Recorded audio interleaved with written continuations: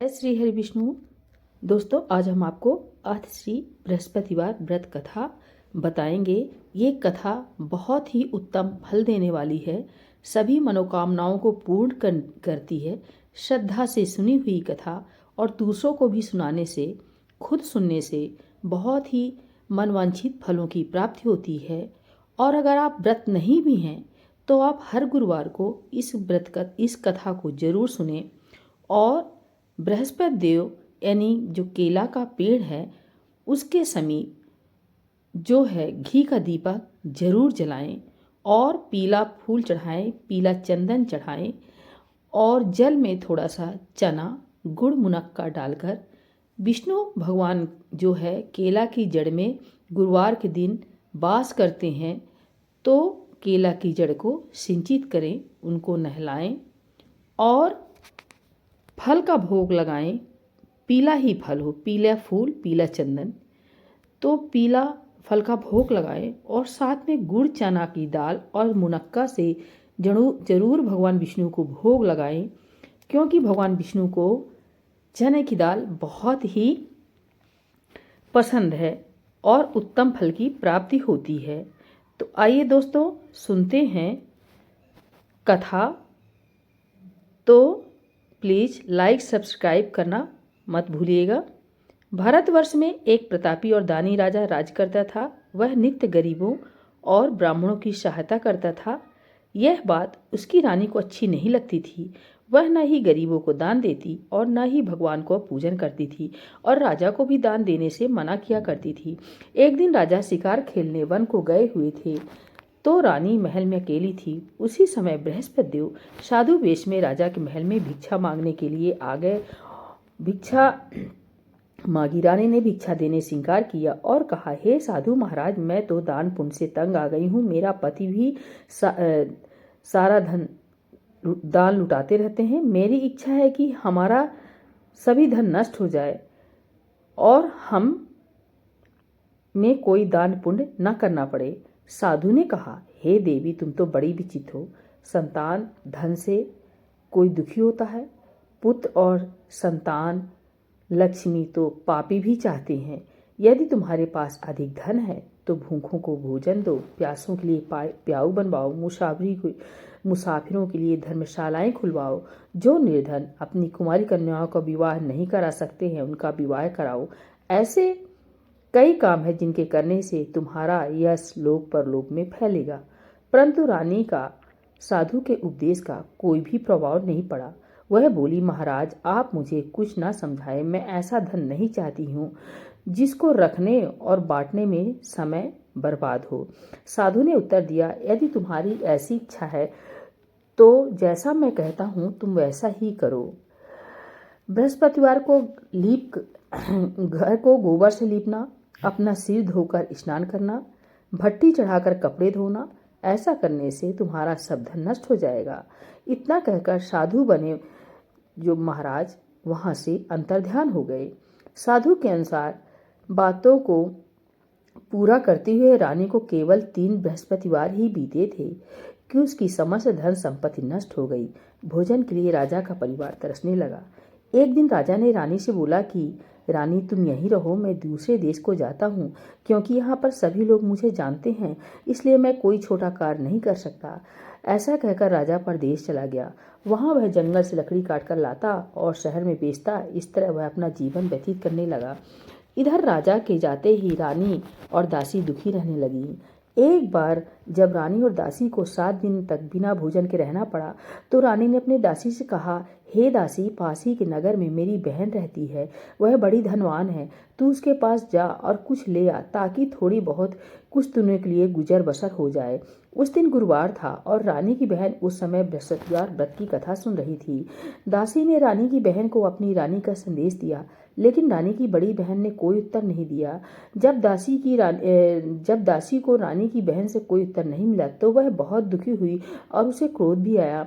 दासी ने वापस आकर रानी को सारी बात बता दी। सुनकर रानी ने अपने भाग्य को कोसा। उधर रानी की बहन ने सोचा कि मेरी बहन की दासी आई थी, मैं उससे नहीं बोली तो वह बहुत दुखी होगी। इससे कथा सुनकर और पूजन समाप्त करके वह अपनी बहन के घर गई और कहने लगी, हे बहन, मैं बृहस्पतिवार का व्रत कर रही थी, तुम्हारी दासी गई, परंतु जब तक कथा होती है तब तक न उठते हैं और न बोलते हैं, इसलिए मैं नहीं बोली। कहो दासी क्यों गई थी? रानी बोली, बहन, तुमसे कुछ छिपा नहीं है, हमारे घर में खाने तक को अनाज नहीं है। ऐसा कहते कहते रानी की आंखें भर आई। उसने दासी समेत पिछले 7 दिनों से भूखा रहने की सभी बात विस्तार पूर्वक सुना दी। रानी की बहन बोली, देखो बहन, भगवान बृहस्पति देव सबकी मनोकामना को पूर्ण करते हैं। देखो, शायद तुम्हारे घर में अनाज रखा हो। पहले तो रानी को विश्वास नहीं हुआ, पर बहन के आग्रह करने पर उसने अपनी दासी को अंदर भेजा तो उसे सचमुच अनाज से भरा एक घड़ा मिल गया। यह देखकर दासी को बड़ी हैरानी हुई। दासी रानी से कहने लगी, हे रानी, जब हमको भोजन नहीं मिलता तो हम व्रत ही तो करते हैं, इसलिए क्यों न इनसे व्रत और कथा की विधि पूछ ली जाए, ताकि हम भी व्रत कर सकेंगे। तब रानी ने अपनी बहन से बृहस्पतिवार व्रत के बारे में पूछा। उसकी बहन ने बताया, बृहस्पतिवार के व्रत में चने की दाल और मुनक्का से विष्णु भगवान की केले की जड़ में पूजन करें तथा दीपक जलाएं, व्रत कथा सुने और पीला भोजन ही करें। इससे बृहस्पति देव प्रसन्न होकर मनोवांछित फल देते हैं। 7 दिन के बाद जब गुरुवार आया तो रानी और दासी ने व्रत रखा। गुड़साल में जाकर चना और गुड़ ले आई, फिर उससे केले की जड़ तथा विष्णु भगवान का पूजन किया। अब पीला भोजन कहाँ से आए, इस बात को लेकर दोनों बहुत दुखी थे। चूंकि उन्होंने व्रत रखा था, इसलिए बृहस्पति देव उनसे प्रसन्न थे। इसलिए वे एक साधारण व्यक्ति का रूप धरकर 2 थालों में सुंदर पीला भोजन दासी को देकर गए। भोजन पाकर दासी प्रसन्न हुई और फिर रानी के साथ मिलकर भोजन ग्रहण किया। उसके बाद वे सभी गुरुवार को व्रत और पूजन करने लगी। बृहस्पति भगवान की कृपा से उनके पास फिर से धन संपत्ति आ गया, परंतु रानी फिर से पहले की तरह आलस करने लगी। तब दासी बोली, देखो रानी, तुम पहले भी इस प्रकार आलस करती थी, तुम्हें धन रखने में कष्ट होता था, इस कारण सभी धन नष्ट हो गया, और अब जब भगवान बृहस्पति देव कृपा से हमें धन मिला है तो फिर तुम्हें आलस होता है। रानी को समझाते हुए दासी कहती है कि बड़ी मुसीबतों के बाद हमने यह धन पाया है, इसलिए हमें दान पुण्य करना चाहिए, भूखे मनुष्यों को भोजन कराना चाहिए और धन को शुभ कार्यों में खर्च करना चाहिए, जिससे तुम्हारे कुल का यश बढ़ेगा, स्वर्ग की प्राप्ति होगी और पितृ प्रसन्न होंगे। दासी की बात मानकर रानी अपना धन शुभ कार्यों में खर्च करने लगी, जिससे पूरे नगर में उसका यश फैलने लगा। एक दिन राजा दुखी होकर जंगल में एक पेड़ के नीचे बैठ गया। वह अपनी दशा को याद करके व्याकुल होने लगा। बृहस्पतिवार का दिन था। एकाएक उसने देखा कि निर्जन वन में एक साधु प्रकट हुए हैं। वह साधु वेश में स्वयं बृहस्पति देवता थे। लकड़हारे के सामने आकर बोले, हे लकड़हारे, इस सुनसान जंगल में तुम किस चिंता में बैठे हो? लकड़हारे ने दोनों हाथ जोड़कर प्रणाम किया और उत्तर दिया, महात्मा जी, आप सब कुछ जानते हैं, मैं क्या कहूँ? यह कहकर वो रोने लगा और साधु को अपनी आत्मकथा सुनाई। महात्मा जी ने कहा, तुम्हारी स्त्री ने बृहस्पति के दिन बृहस्पति भगवान का निरादर किया है, जिसके कारण रुष्ट होकर उन्होंने तुम्हारी यह दशा कर दी। अब तुम चिंता मत करो, मेरे कहने पर चलो तो तुम्हारे सब कष्ट दूर हो जाएंगे और भगवान पहले से भी अधिक संपत्ति देंगे। तुम बृहस्पति के दिन कथा किया करो, 2 पैसे के चने मुनक्का लाकर उनका प्रसाद बनाओ और शुद्ध जल से लोटे में शक्कर मिलाकर अमृत तैयार करो। कथा के पश्चात अपने सारे परिवार और सुनने वाले प्रेमियों में अमृत व प्रसाद बांटकर आप भी ग्रहण करो। ऐसा करने से भगवान तुम्हारी सब मनोकामनाएं पूरी करेंगे। साधु कैसे वचन सुनकर लकड़हारा बोला, हे प्रभु, मुझे लकड़ी बेचकर इतना पैसा नहीं मिलता जिससे भोजन के उपरांत कुछ बचा सकूं। मैंने रात में अपनी स्त्री को व्याकुल देखा है, मेरे पास कुछ भी नहीं है जिससे मैं उसकी खबर मंगा सकूं। साधु ने कहा, हे लकड़हारे, तुम किसी बात की चिंता मत करो। बृहस्पतिवार के दिन तुम रोजाना की तरह लकड़ियां लेकर शहर को जाओ, तुमको रोज से दुगना धन प्राप्त होगा, जिससे तुम भली भांति भोजन कर लोगे तथा बृहस्पति देव की पूजा का सामान भी आ जाएगा। इतना कहकर साधु अंतर्ध्यान हो गए। धीरे धीरे समय व्यतीत होने पर फिर वही बृहस्पतिवार का दिन आया। लकड़हारा जंगल से लकड़ी काट कर किसी शहर में बेचने गया। उसे उस दिन और दिन से अधिक पैसा मिला। राजा ने चना गुड़ आदि लाकर गुरुवार का व्रत किया। उस दिन से उसके सभी क्लेश दूर हुए, परंतु जब दोबारा गुरुवार का दिन आया तो बृहस्पतिवार का व्रत करना भूल गया। इस कारण बृहस्पति भगवान नाराज हो गए। उस दिन उस नगर के राजा ने विशाल यज्ञ का आयोजन किया। तथा शहर में यह घोषणा करा दी कि कोई भी मनुष्य अपने घर में भोजन न बनावे, न आग जलावे, समस्त जनता मेरे यहाँ भोजन करने आवे। इस आज्ञा को जो न मानेगा उसे फांसी की सजा दे दी जाएगी।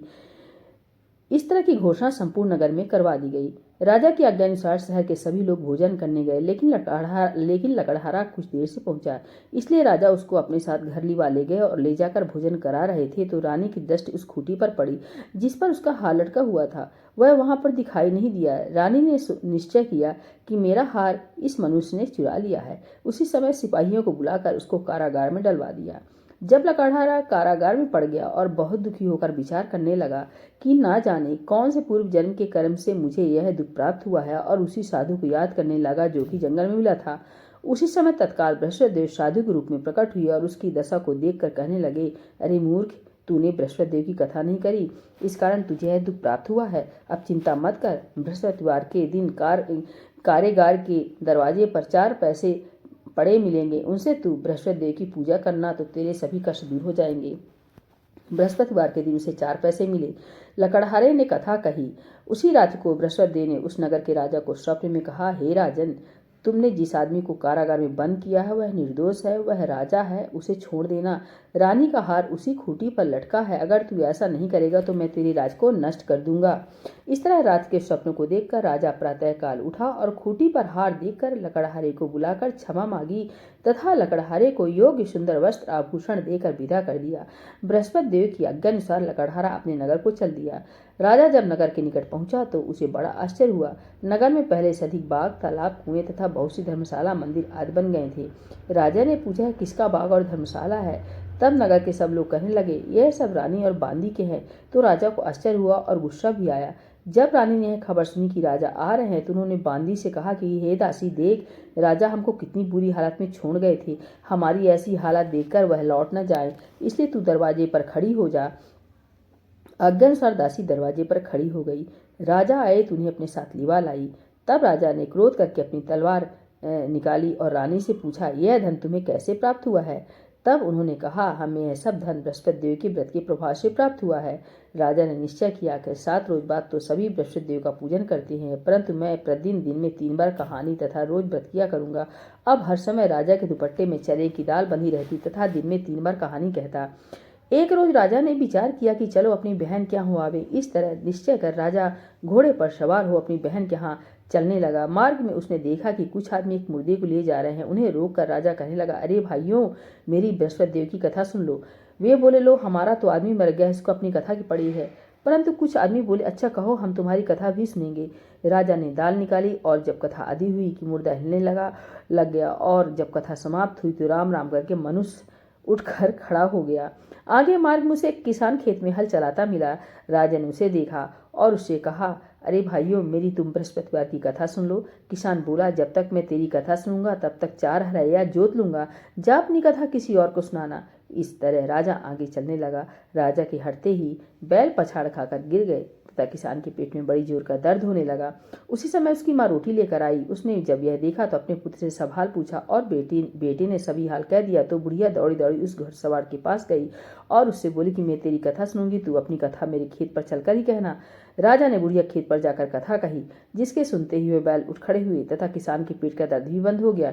राजा अब अपनी बहन के घर पहुंचा। बहन ने भाई की खूब मेहमानी की। दूसरे रोज प्रातः कल राजा जागा तो वह देखने लगा कि सब लोग भोजन कर रहे हैं। राजा ने अपनी बहन से कहा, ऐसा कोई मनुष्य है जिसने भोजन नहीं किया हो? मेरी बृहस्पतिवार की कथा सुन ले।